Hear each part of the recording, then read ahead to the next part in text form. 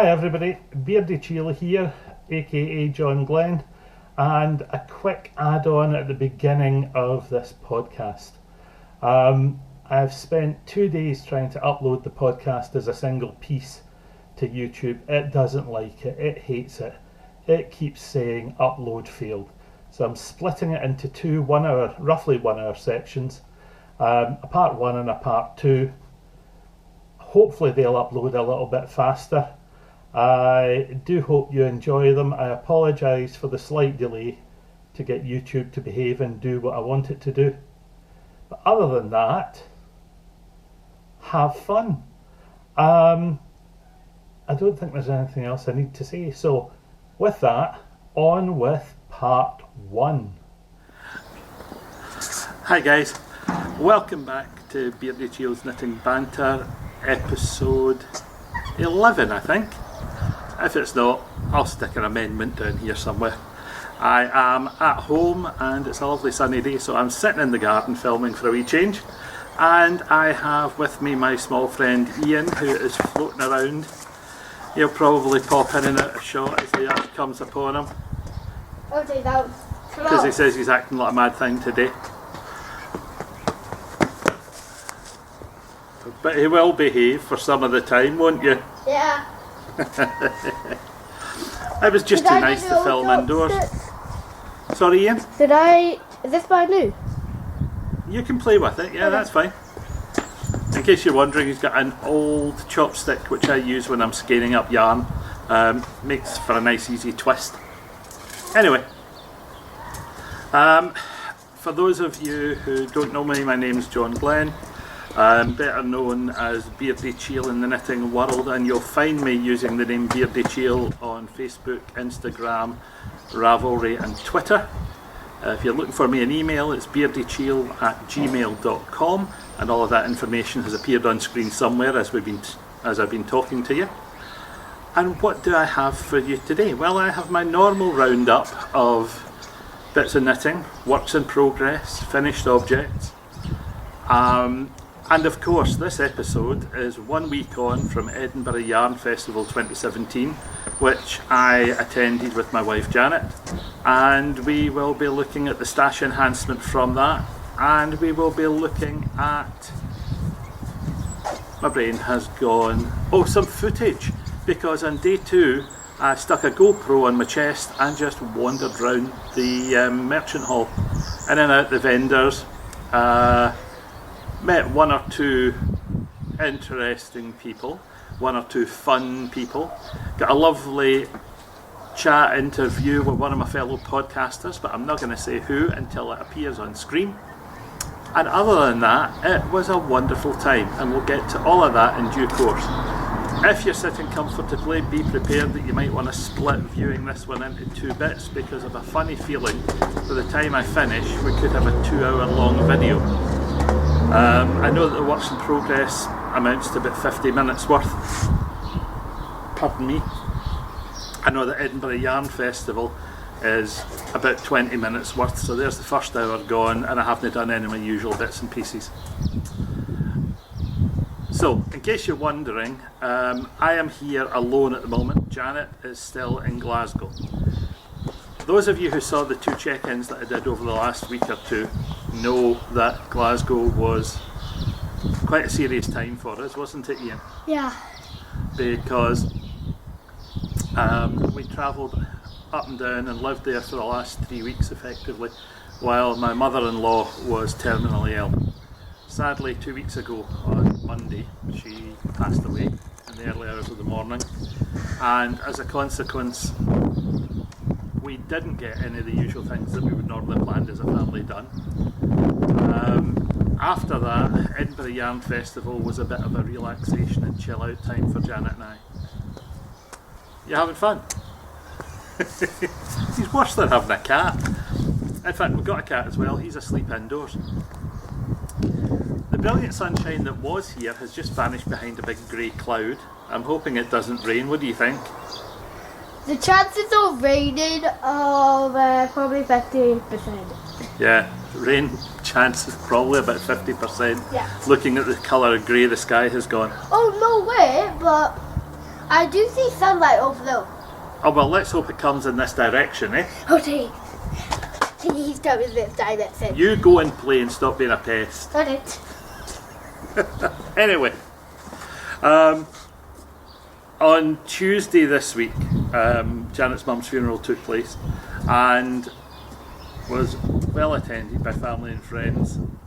We said a fine farewell to a very nice old lady, and the following day I drove north with my son, my daughter and Ian, and that let the two of them get back to work and me come back to here and the Menace go back to school. But it left Janet in Glasgow helping with breaking up the house, disposing of furniture that's too big and too old for anyone to need. The things that people normally go through when they have those duties to perform. She's about halfway through it with the help of her brothers, and hopefully they'll get to the end of it in the coming few days and she'll be home middle of next week.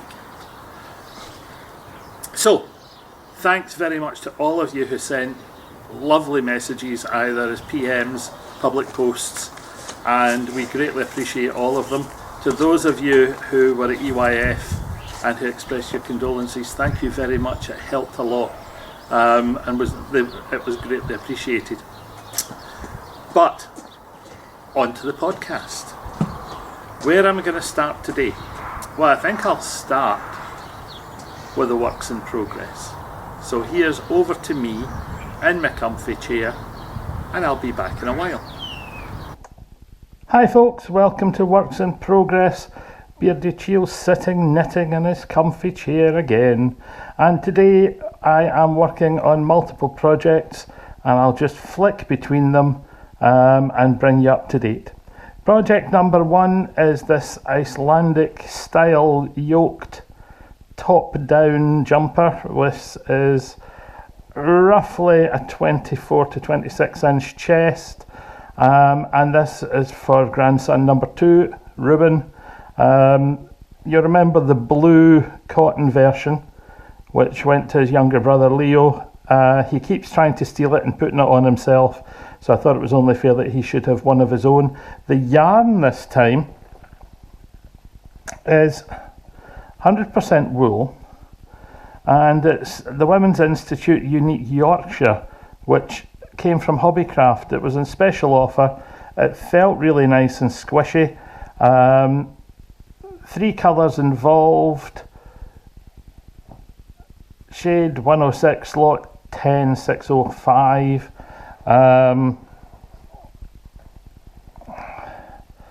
Where are we? Shade 100, lot 2018, and the third one, I only bought a single ball of the red, and I can't find the band. So we're just going to have to guess on that one until I get to Hobbycraft and find a spare band. It's been knitted rather unusually on this pickup needle, circular pickup needle. Crochet hook in one end, ordinary needle in the other. It's roughly a 4mm needle, and I would say it's about an 80cm length. And the yoke's done. All that's left now is chuntering through that few inches of body. Doesn't bother me in the slightest. I quite like knitting in the round like this. It's quite cathartic. No great hassle or strain involved. Apart from that hook, I'll maybe just swap these for an ordinary 4mm at some point. But I have to say, it knits really, really well. It feels, I'm trying to describe what it feels like. It doesn't feel like a bog standard double knitting. It's knitting up slightly heavier than that, but it's not heavy enough to be considered an Arden, nor is it heavy enough to be considered even remotely close to chunky. It's meant to be a DK. We're back on the M's again. I'll try and avoid them. It's meant to be a DK. It knits to a DK tension reasonably well. I have not had any problems with it. The feel is nice and soft. The finished fabric seems to be pleasant enough. I don't know if my tension is getting slightly looser in this project, but it seems quite open when you have it against light, but then most things do. The stranded work came out reasonably well. I'm quite happy with the floats on the inside. I think the longest float that's in there is about 7 or 9 stitches, and I didn't pull it in because I didn't want it to, didn't tie the longer ones in because I just didn't want to risk them showing, and I thought it was worth the gamble in this particular project just to see how it goes. The top down bit has been absolutely wonderful so far. Nice and straightforward. The yoke design has been nice and straightforward. The only thing that means for me is that when I get to the waistband and I want to create a mirror image of part of the yoke, I'll have to be quite careful what sections I choose, and it won't be a perfect mirror image because I have to allow for the decreases or the increases that went in at the top end, because they change the pattern very, very slightly when you try to knit it as something straight at the other end. Now, is that a problem? I don't think it is necessarily going to be a major problem. I will very carefully select only part of the yoke to make up that waistband, and I will, when I do that, probably take out, I'm guessing about 50% of the pattern. I don't want a massive section of stranded pattern just before the waistband on this one. So we'll see how that goes nearer the time. The overall length for this one is going to be specifically bespoke to Ruben. I'm not going to be worrying too much about it being... Oh, there's my friend Taz. He's decided to come and shout at the window. Now, he's been fed twice this morning. He's being a cantankerous old devil. So we'll just see whether or not he insists on trying to be fed a third time, or whether he goes off for a wander to visit one of his other food scrounging homes. There's another. He is our cat, and he is getting on in years, and he claims to have food Alzheimer's. He doesn't remember when he had his last meal, even if it was only 4 or 5 minutes ago. So that's Ruben's sweater. This has been on the go for about 3 or 4 weeks now. I have been a lazy beggar coming back to this, but because of some of the other things that have been happening, I suppose it's inevitable that it had to be thrown aside. Well, not thrown aside, but set aside temporarily. I'm going to try and get it finished over the next week or two, and hopefully when you see it again it'll be in finished objects. So that is Leo's sweater. Here we are, folks. I am still in my comfy chair, still knitting away. This time the project is slightly different. This project is a new project, something you won't have seen before.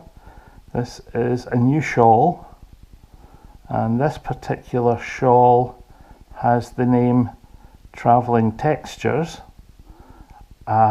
It is a Beardychiel pattern in development, so please feel free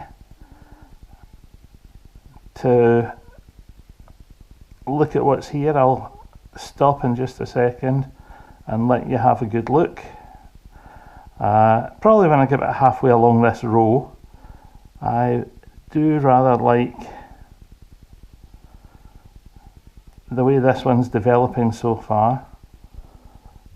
The combination of yarns, I have to admit, is rather pleasant to work with. It's an unusual sensation in the hands at the moment, but I'll explain that in a second. This yarn you have actually seen before. This is the 80% mohair, 20% silk mix, which I used in a giveaway a couple of months back, and the recipient was in Canada, and I've forgotten her name, and I apologise for that. I'll make sure it appears in the blurb at the bottom. Haven't heard how she's got on with her couple of 100 grams, but I decided that the 200 grams which I had purchased for my own use, I would put into something like a shawl or a scarf. I didn't think I wanted to use this for anything more substantial, although it would knit up quite well. It's a 4-ply or fingering weight. I happen to be knitting this shawl on 2.75mm bamboo needles because I happen to like bamboo needles. 2.75 because I tried the pattern idea that I had on a larger needle. I tried it on 4.25s. I tried it on 4s. I skipped down that couple of sizes to 2.75, and lo and behold, it did what I wanted. So I'm just going to stick with this. Oh, that's clever. Pick up the stitch beneath, I don't want that. Now, travelling textures. Where did the idea come from? Well, I started this a couple of weeks ago when Janet and I started travelling south to visit her mother in hospital. And I decided that I wanted something which had multiple textures. I had an idea for a shawl or scarf shape that I liked. In fact, I'll tell you what, I'm going to finish this row and then spread it out properly on the needle. And the cat is shouting in the background. As you would have heard earlier, he's shouting for multiple feeds because he's old and grumpy, and I'm deliberately ignoring him. I know it might sound cruel, but I know how often he's been fed this morning at this house, and I know that he will have worked his way around 3 or 4 other houses. He's generally an outdoors cat. He doesn't come in and live indoors. He does come in occasionally for about an hour, lies in his cat bed, and at the end of the hour he gets up, shouts at the door, you open the door and he goes wandering off, and you sometimes don't see him for 2 or 3 hours, sometimes for 2 or 3 days. He is a fair old age, as I've said before. Now, this yarn isn't the only one I'm using. I'm also using a 100% lamb's wool in 2 different colours. There's only one other colour incorporated at the moment into this design. The other colour will come in when we get to the main central panel of the design, and I'll explain that to you when I spread this scarf out or shawl out. It's not quite asymmetrical. It's rotationally. It has rotational symmetry rather than folded symmetry. Now, that might make you think I've gone a wee bit mad. What's he talking about? It's a bit mathematical, but my background's in engineering, and the idea for the shape for this one came about because of a conversation I was having with my dear grandson Ian, who you have seen in previous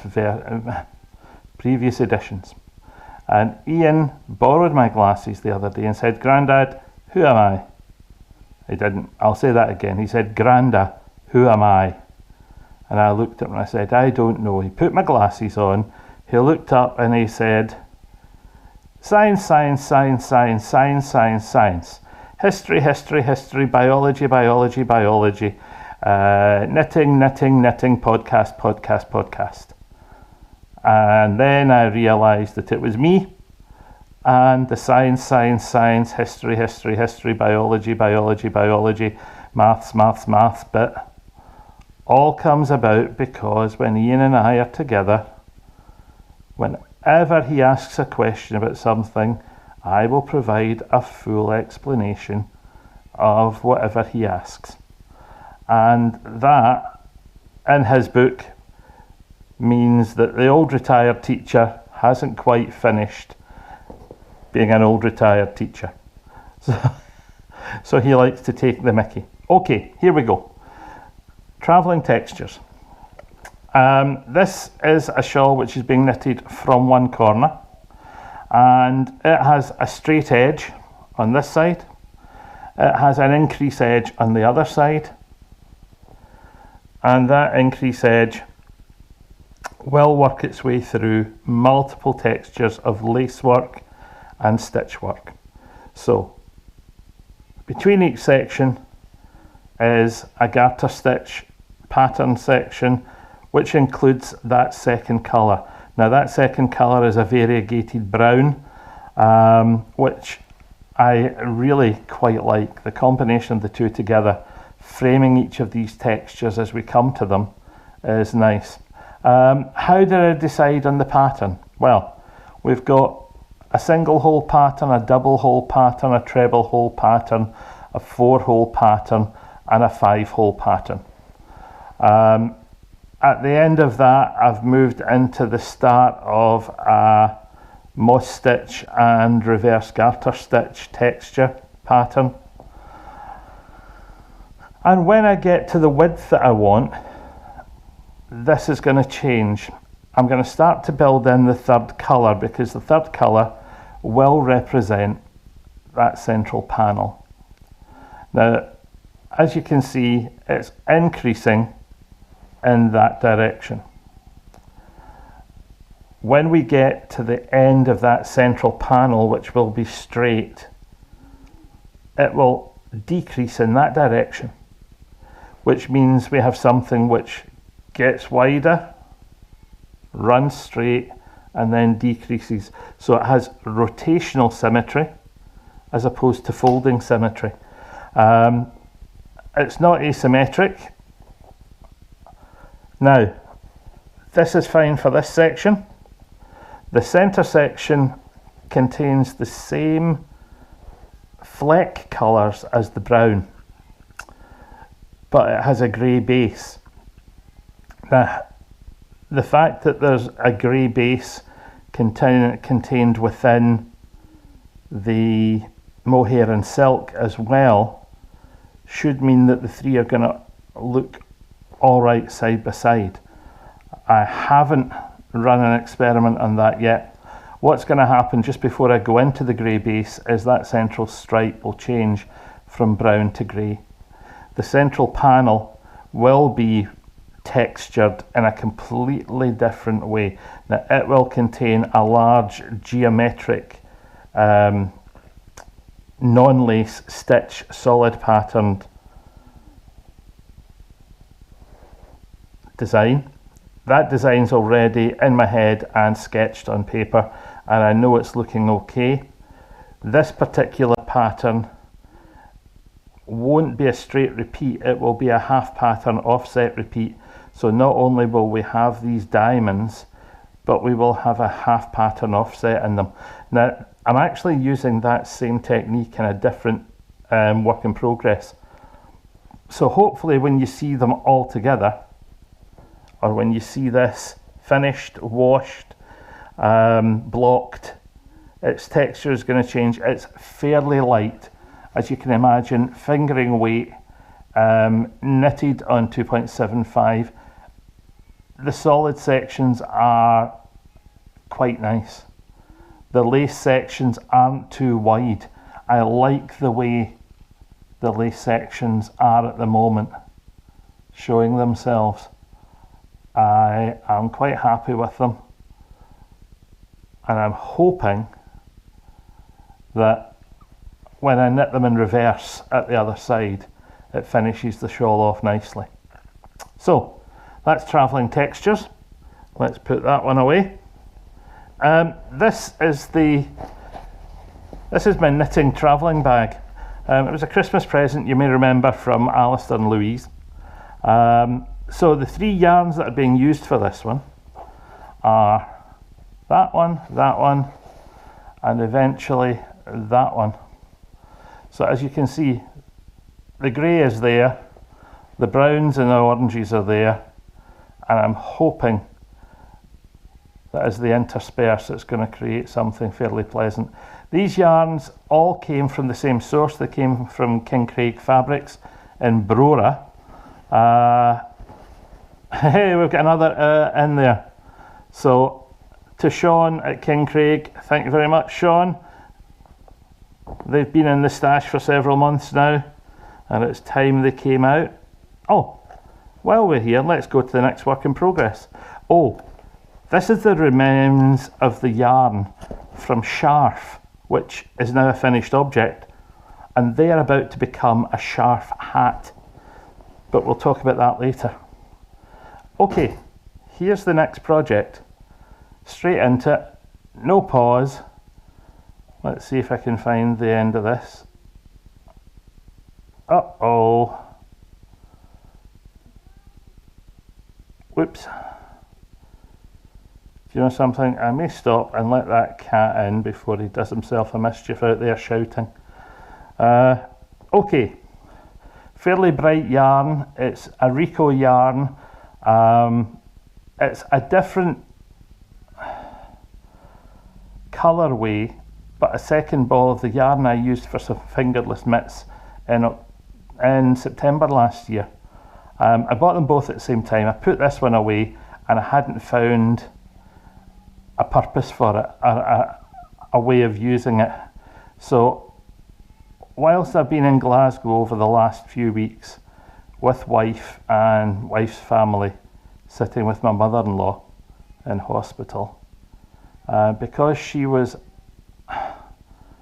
out of it most of the time, a lot of time asleep, and as we worked towards the end, a lot of time asleep and heavily sedated with pain relief. We had to fill time. I caught up with members of the family who I hadn't seen for a long time, and I caught up with some of the smaller members of the family who we hadn't seen for a while. And these are 3-year-olds, 5-year-olds, babies, for whom, because of the distances involved and because we hadn't been in contact as often, I hadn't actually produced any knitwear for them, which is unusual for me. I generally produce for all the little ones in the family. I was delivering the mohair cardigan from last episode to Alyssa, and we did that in hospital with Gran, and Gran was at that point in time well awake and with us and desperate to see Alyssa wear this new cardigan, which in the heat of a hospital, the poor wee thing was frying in that mohair cardigan, but in saying that she was frying, she loved it and she kept it on for as long as she possibly could. It had been adorned with very bright coloured multi-shaped buttons, which she thought were wonderful, and as a result went away happy. Now, I was talking to her other little cousin, Amelia, whose mum is the sister oh, fiddle faddle, whose mum is my wife's other niece, Debbie. And in talking to Alyssa, I found out something about her favourite colours. I found out that she likes things that are not too fluffy, but a little bit fluffy. I found out a pile of bits of information. And I said to her, what would you like? Would you like me to make you something? And she smiled and said a very quiet yes. So I had lifted this ball of wool with the intention of just using it as a fill-in. I did think I would maybe crochet a hat with it. And after I'd spoken to her, I thought, well, it can be for you, Amelia. I decided it was time to think a little bit about design work. So I decided that for her, the design work would be based around some Tunisian crochet. This is meant to be a fingering weight yarn. It feels more like a 3-ply, a UK 3-ply that is. So somewhere slightly heavier than lace weight, but not quite fingering. And I decided, okay, I've got a 3mm crochet hook sitting in the bag. Let's just go for it. So I've decided that I will go for a Tunisian crocheted band, and this band will make up what would be the ribbed section of the hat normally. And I love the range of colours in it. We've got blues, we've got greens, we've got pinks, purples, yellows. Oops. I shouldn't store things on the arm of my chair when I'm filming. That's silly. Now, what's going to happen with this eventually, he says, trying to straighten it out in his hands, is that this will become the band. The top edge will be picked up and we'll go from Tunisian crochet to standard crochet, and that will give us a ribbed section at the bottom. Now there isn't a massive amount of play in this, so I've specifically measured the little one's head and made sure that she doesn't need a lot of play in it. So we'll get this ribbed effect at the bottom, and then I will work back on a foundation row of double crochet just to stabilize that top edge. I want to leave that bottom edge with its V detail as the bottom edge of the hat. Once I've stabilized it, I'm going to be working UK treble crochet, and I'm going to be working UK trebles into the row below, but halfway down the stem of the row below, so that I get a dense fabric, which is going to give me, when I'm finished, a set of concentric circles which run up towards the crown of the hat. So the double layer of bands of crochet sitting one on top of the other will create a nice fabric, and the V's along the top will create those concentric circles, and the decreases will run me into the top of the crown quite nicely. I've gone for about a 2 to 3 inch wide band here based on 21 pickups, which seems to be working quite well. This is the front side of the fabric. The back side looks incredibly like garter stitch. It's one of the joys of this particular Tunisian stitch that one side does look a lot like garter stitch, and that for me is quite good. It's a nice stable fabric. I like the way it feels. I like its finish, and it's nice to have a piece of crochet on the go for a change instead of knitting all the time. I have to say that working with a small needle like this for this type of technique is not probably the best of things to do. It's not the best in technique, but I don't really need anything longer or bigger rattling away. Now I do have 48 inch Tunisian flexible hooks, and I know I've got one in this size, but that's way too much just for a little hat band, and I am quite happy to just work with my normal 3mm needle. There's another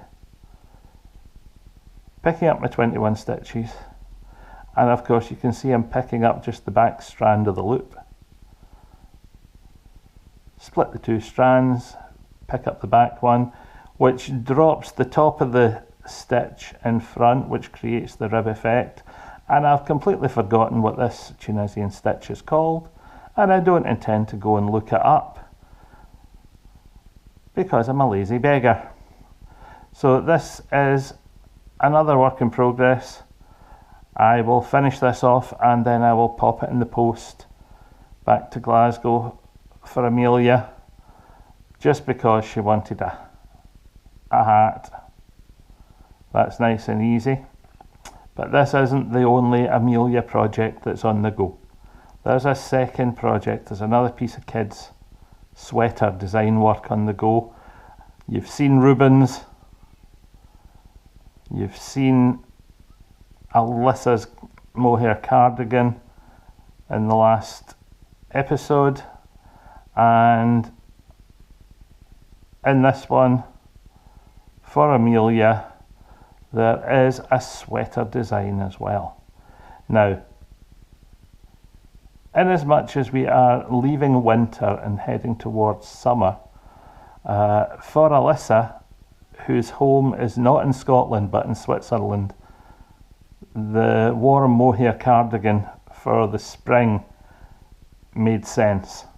I think her mum said that warm clothes are a good idea right up, just like Scotland, until the end of April, middle of May. So that's fine. She's going to have plenty of fun with that. When I get to the end of this row, I will change projects and show you what else I'm working on for Amelia. But as I say, because we're coming to that time of year, second project for Amelia, pop that on the floor, is here. And the second project for Amelia is another top-down sweater, knitted in kid-friendly bamboo mix. You can see small collar, fake raglan, tiny little lace band pattern, the rest the simple stocking stitch, and it's coming on nicely. It's a nice wide neckline because little people tend to have big heads. I know I could probably have split it and put a button on it, but being able to pull it on and off easily is every bit as important to little ones. A little bit of just 2 rows of lacy something there is going to do no harm whatsoever. This is double knitting. It's, as I say, a bamboo mix. It's a baby snuggly cotton bamboo or bamboo acrylic mix, and I've forgotten who it's by. It was a reduced to clear, I'll be honest. She told me her favourite colours were pinks, but not baby pink,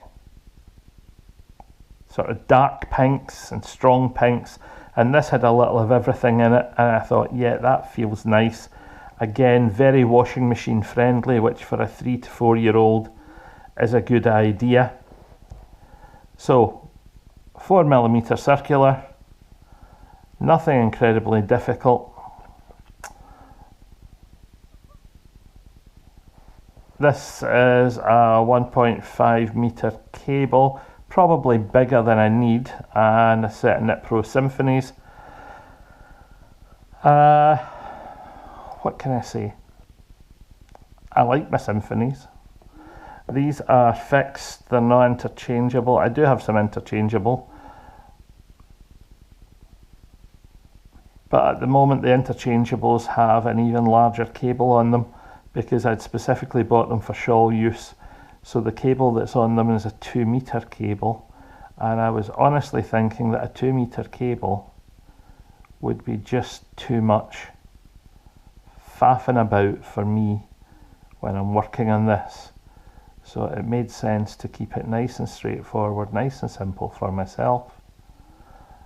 Now here we go. My fake raglan, because she's so small, I've gone for just 2 stitches, faking the seam. I didn't think I wanted any more than that. I'm quite happy that that shows up well enough, and I'm just picking up the loop between the two, twisting it and knitting straight into the back of it, and that'll give me what I want. Of course, the 2 stitches that make up my fake raglan, and then repeat the process, and that gives me my increases.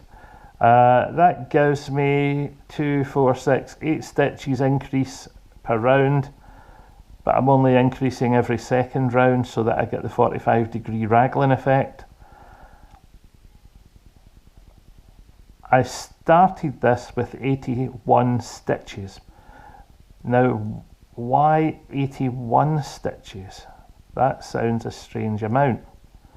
It is a strange amount, but I wanted a knit 2 purl 1 rib for the neck, so it had to be divisible by 3, and that gave me what I wanted.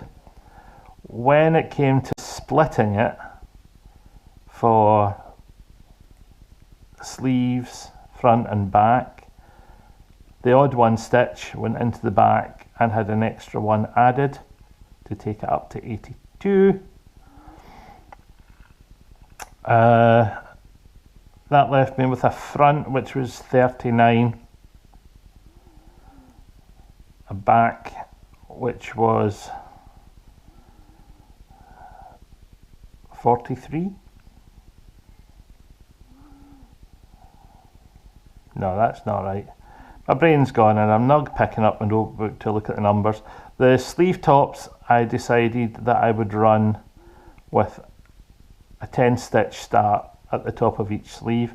If I was decreasing a raglan to create the collar effect that I would want here, I would probably, and double knitting for a little kid, want to finish round about the 8 to 10 stitch mark, which 10 is a nice easy number to work with.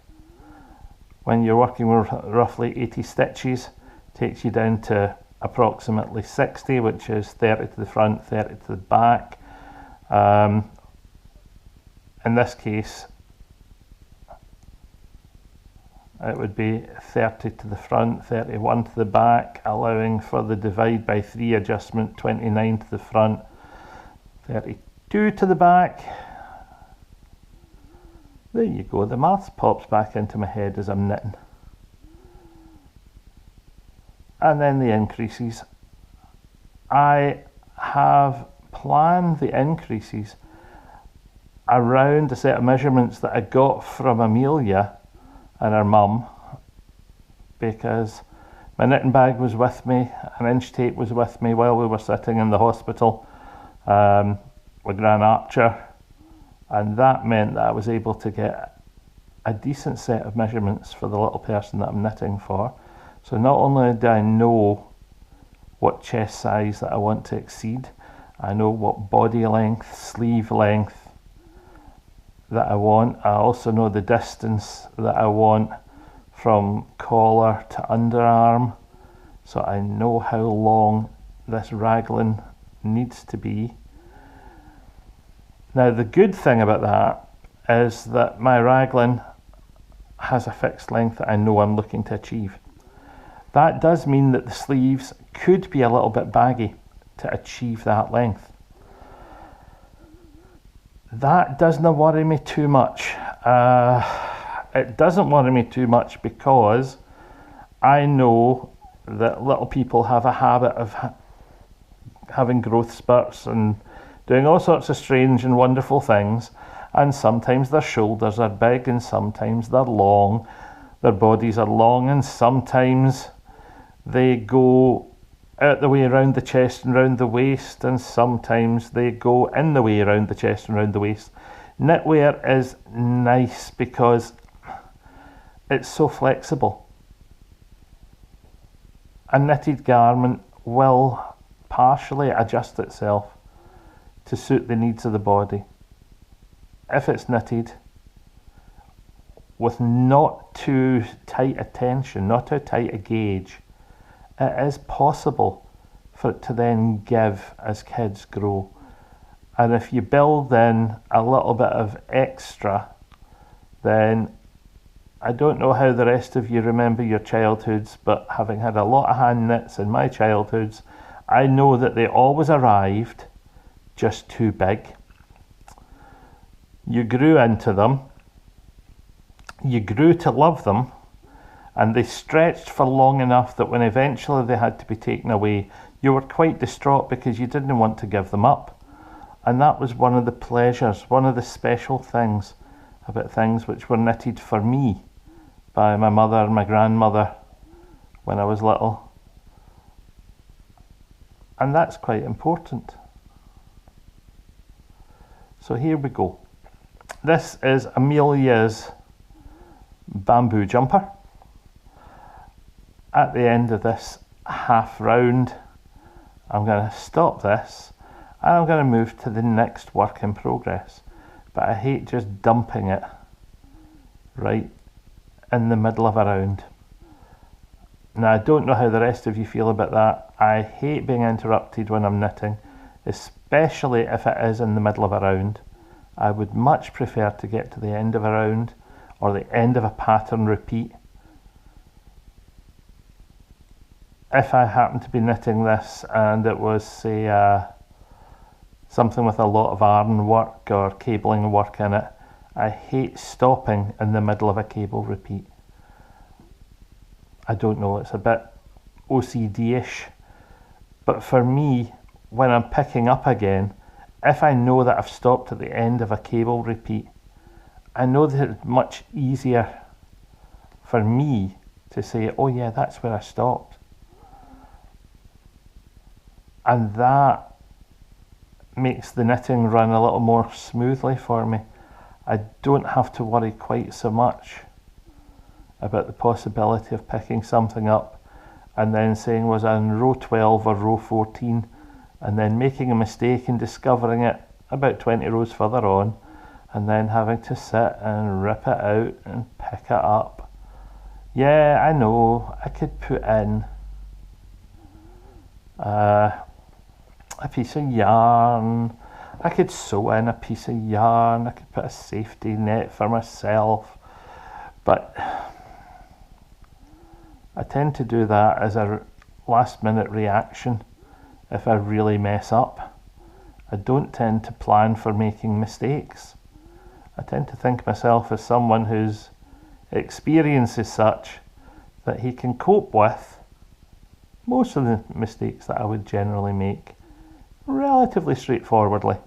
A garment which has one or two small mistakes in it, to me, seems normal. You know, you're working away, you're having a pleasant time, you've missed a decrease on one side of a shawl, you're checking your count at a change somewhere, and you think, oh my god, why have I got an extra stitch? Well, I'll look at the garment and I'll say, well, does that one stitch make a massive difference? It hasn't affected the pattern. Do I need to stress over it? No. How am I going to get rid of it? Can I hide it in a piece of pattern somewhere? Can I arrange that where there are two bits of pattern coming together, that I just knit two together, or say slip slip knit, and lose a stitch?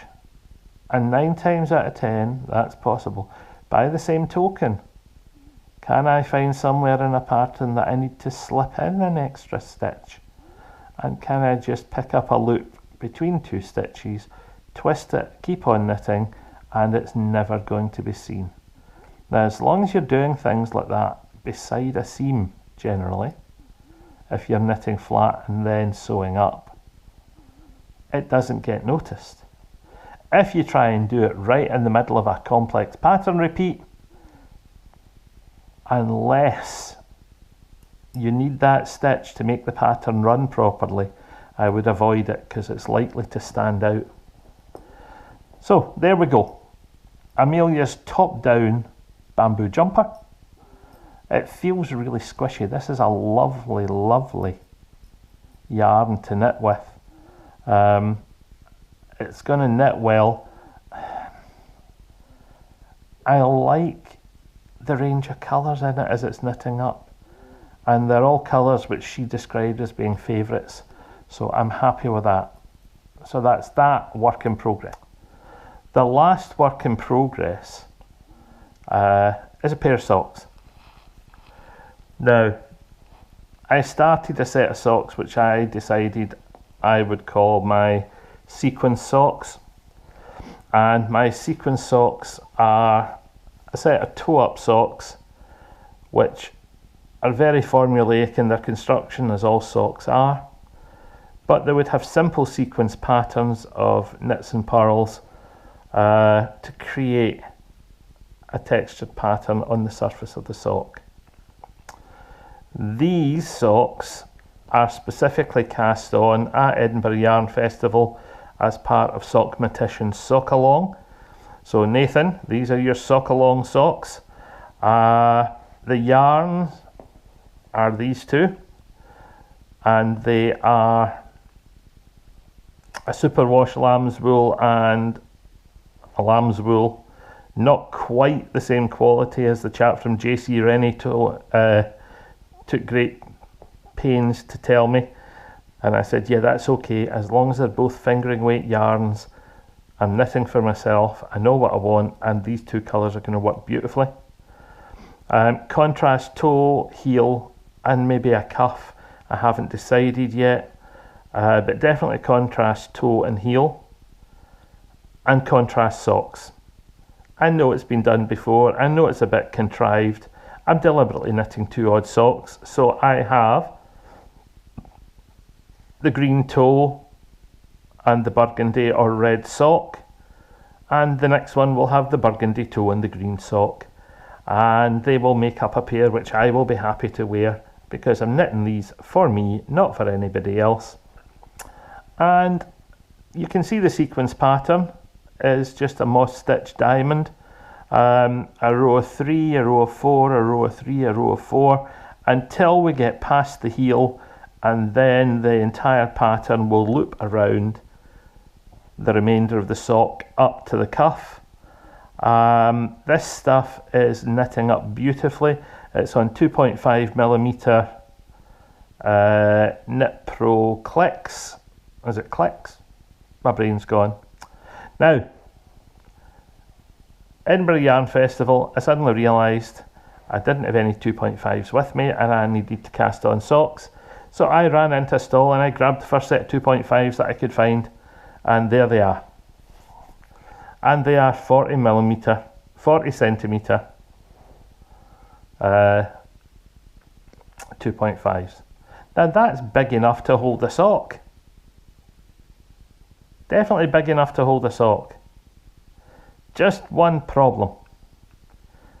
When you're doing the toe section, it was so bloomin' fiddly working the invisible cast on with just such a short cable, such a short wire, that it was really uncomfortable. So day 2 of Edinburgh Yarn Festival, an 80mm cable. Same stall, they thought I'd gone mad. Didn't you buy that size yesterday? Yeah, but I bought the wrong cable size, so we'll just have another set today. These will be used for sleeves and other things at some point in the future, so they're not going to go to waste. Knitting equipment never goes to waste. So I ended up with 2 sets of pins, and I have to say, the texture as this is knitting up is really, really nice. I do like it. And since it's for me, I know that I've picked something which has no nylon content, so the toes and heels may be slightly more prone to wearing through So I need to make sure that I keep plenty of darning material just in case. But to be honest, it's such a pleasure to knit with, and they're going to be so comfy to wear that, am I really going to worry about that? Well, possibly not. We will see. We're on the last repeat of the diamond here, so if I'm right, I should have 1, 2, 3, 4, 5, 6, 7, and that puts me bang on the point of the next diamond. So yeah. Now,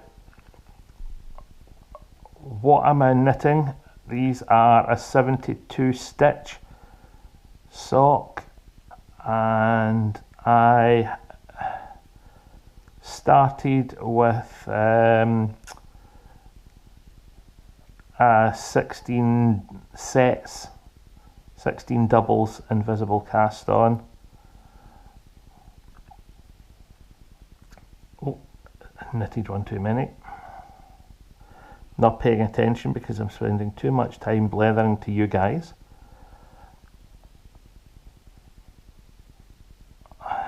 One, 2, 3.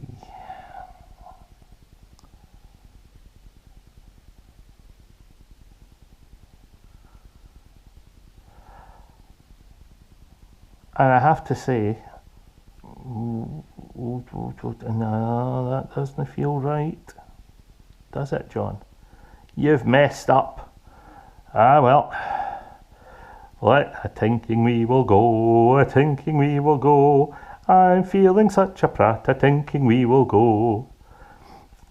Anyway, you should never try and knit off the top of your head a complex pattern whilst making a podcast. If you do, you're liable to look such a fool when you have to take something back in front of all of your watchers. Hey, it's live TV. What can I say? 1, 2, 3, 4, 5, 6. Yeah, there it is.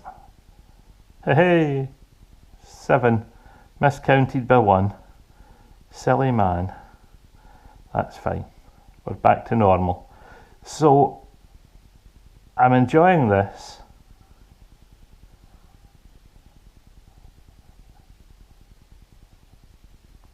Only one problem. For Nathan's Cal, these have to be done by the 31st of March, which means that some of the other whips might have to go without time over the next few days. I think I might blast these, get them finished, and then go back to the others, which is absolutely fine because everything will still get finished eventually. Nothing else is time critical, but getting these finished for the Cal, because I started them at EYF, yeah, let's get them done, get them finished, and that will be the second set of Beardychiel's sequence sock patterns. Set number 1 is a finished object, and that finished object is already with its new owner. Photographs will be available. They are not the best of photographs, but when I'm talking about the finished object, I will explain why. They've had 2 owners already, the pair of socks. I thoroughly enjoyed knitting them. It was a yarn manufacturer, the first set, which I hadn't purchased before, so that was interesting. The yarn was pleasant to work with. These colours, every time I look at them, when I see them in daylight, the depth and richness of this sort of mottled red, this mottled burgundy. It's just wonderful. Let me get to the end of this row. We'll pick up the ball of wool and we'll have a wee look at the end of the round. It has light tones in it, dark tones. They run quite subtly together. It's not a flat colour, and because it's not a completely flat colour, I find it quite interesting.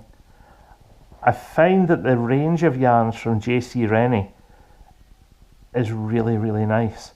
If you remember, it was JC Rennie yarns that I used for the yellow and grey stranded Aran beanie earlier in towards the end of last year, and that was great fun to work on. This is equally great fun to work on. Again, fingering weight yarn, and again, when you see the two together, neither of them is completely flat colour. The aqua tones in the green, the sort of ranges of greens and blues, creating that sort of, I don't know, almost heathery, but not quite heather because it's greens and blues, tweedy effect are absolutely wonderful. They look nice together. The finished fabric, as you look at it, it's a nice, fine, clear stitch definition in both when you look at the stocking stitch, and I like that. I like nice, clean, easy stitch definition. It makes it easier to knit. The sort of OCD-ish part of my nature, I like the structure. I like its evenness. So this is the last work in progress at the moment. I hope you've enjoyed looking at it. Other works in progress at the moment, the spinning hasn't really had anything done to it since I last spoke to you, so I'm not going to bother to bore you by showing you that again. Nathan Taylor, Sockmaticians, Sock Along, you have a lot to answer for, Manny. It's addictive, but since I was planning a series of socks anyway, it's fallen nicely into what I was going to be doing for myself. Look at that. I've picked up a big grey here. Oh, it looks like a big grey cat here. Pussycat's getting old. Right, end of works in progress. Back to me in the conservatory talking about all sorts of other garbage. See you shortly, folks. Cheery bye. Hi folks, this is me popping in to say that we're going to take a short break here, and if you want to come back and join us, we'll see you at the start of part 2.